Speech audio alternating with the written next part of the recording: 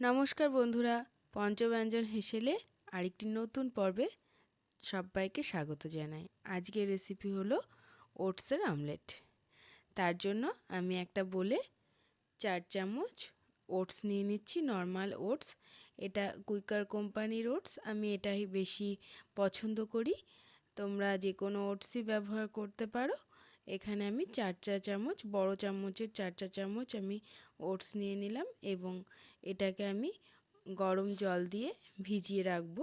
গরম জল ততটাই দেব যতটা ওটসটা টেনে নেবে। আর তারপরে সামান্য জল আমি দিয়ে রাখবো, কারণ ওটসটা ভিজে গেলে আরও বেশি জলটা টেনে নেবে। এটাকে আমি দিয়ে খানিকক্ষণ কিন্তু আমি ঢাকা দিয়ে রেখে দেব, 5 থেকে 10 মিনিট মতন। মেয়ে অনেক কয়দিন থেকেই বলছিল, মা স্কুলের টিফিনে একটু ওটসের আমলেট করে দাও। তো করা হচ্ছিল না, তা আজকে করলাম যখন, তাই ভাবলাম যে তোমাদের সঙ্গেও এটা আমি একটু শেয়ার করি। দেখো, ঢাকা দেওয়া ছিল, জলটা কিন্তু সম্পূর্ণ টেনে নিয়েছে। এর মধ্যে আমি কিছু ভেজিটেবলসও অ্যাড করব। আগে লবণটা আমি অ্যাড করে দিলাম।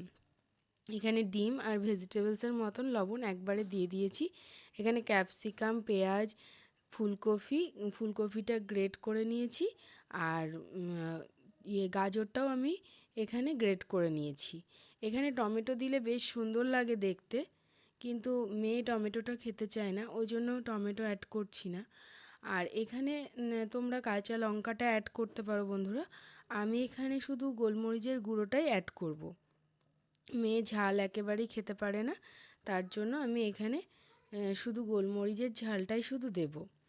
এবার এটাকে আমি ভালো করে মিক্সড করব। আর লবণ আর ভেজিটেবলস থেকে যে জলটা বেরোবে, তাতেই কিন্তু একটা মাখা মাখা ব্যাপারটা চলে আসবে। ওটসটা আমার একেবারে ঝরঝরেই হয়ে গেছিলো বলতে গেলে। দেখো, এভাবে আমি একটুখানি মিক্সড করে নিচ্ছি।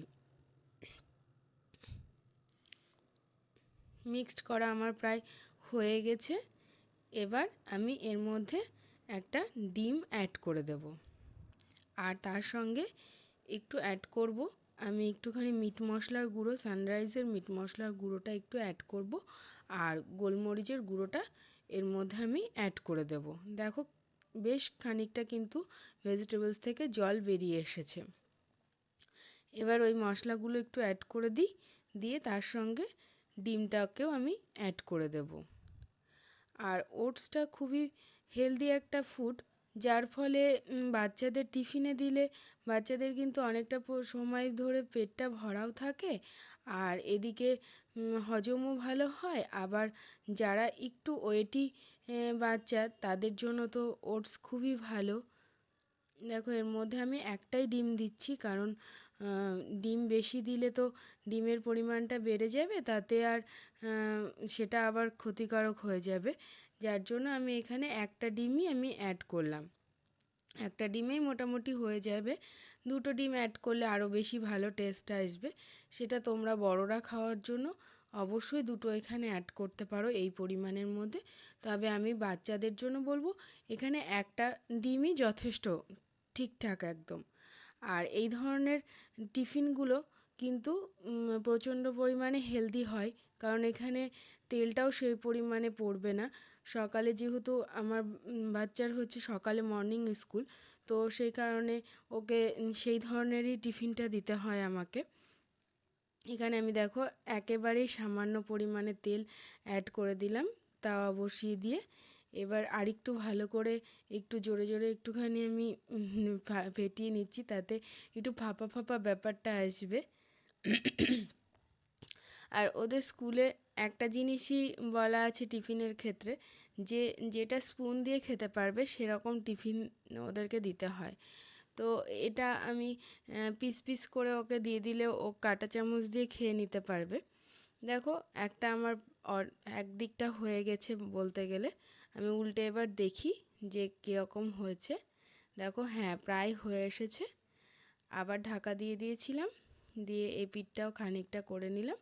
তবে আরও একটুখানি আমি এবার ঢাকা ছাড়া আর একটুখানি সেঁকে নেব। আর আরেকটা জিনিস বলি বন্ধুরা, এখানে কিন্তু পুরোটাই কিন্তু সিম আঁচে করবে, তাহলে ভিতর থেকে খুব ভালো করে কুকড হবে। কারণ ভেজিটেবলসগুলো তো রয়েছে, সেগুলো কুকড হওয়ার সময়ের দরকার। দেখো আমার টিফিন কিন্তু অলমোস্ট একটা প্রায় রেডি হয়ে গেছে। এদিকটা সেঁকে নিলেই একটা অমলেট রেডি হয়ে যাবে। দেখো কালারটাও কত সুন্দর এসেছে, খেতেও কিন্তু ভীষণ টেস্টি হয়। একটু সস হলেই আর কিছু লাগে না এর সঙ্গে, আর পেটটাও অনেকক্ষণ বাচ্চাদের ভরে থাকে।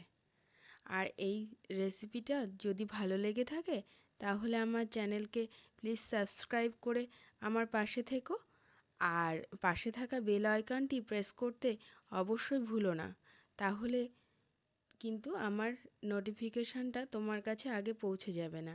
আর বেল আইকনটি প্রেস করা থাকলে সবার আগে তোমার কাছে পৌঁছে যাবে আমার যে কোনো আপলোড ভিডিওর নোটিফিকেশান। দেখো এখানে আমি যে পরিমাণ আমি ওটসের অমলেটের জন্য ব্যাটার করেছিলাম, তাতে আমার 2টো ওটসের অমলেট তৈরি হবে। একটা হয়ে গেছে, আর একটা আমি তৈরি করে নিচ্ছি। আর ভিডিওটা যদি ভালো লেগে থাকে তাহলে লাইক, শেয়ার, কমেন্ট করতে ভুলো না। আর অবশ্যই একবার ট্রাই করে অবশ্যই কমেন্ট বক্সে জানিও যে এই রেসিপি কেমন লাগলো। আমি আবার এটা ঢাকা দিয়ে দিলাম। এবার দেখো এইভাবে আমি পিস পিস করে কেটে দিয়েছি মেয়ের জন্য, তাতে ওর খেতেও সুবিধা হবে। আর আগেই বললাম ওদের স্কুলে সমস্ত খাবারই বলা হয় যে স্পুন দিয়ে খাওয়া যায়, এরকম টিফিন দিতে। তো আমি এবার টিফিন বক্স ভরি, আর তোমরা ততক্ষণ বাড়িতে তৈরি করার জন্য তৈরি হয়ে যাও। আর ততক্ষণের জন্য টাটা, বাই বাই। আবার দেখা হবে খুব শিগগিরই অন্য কোনো রেসিপি নিয়ে। ভালো থেকো বন্ধু।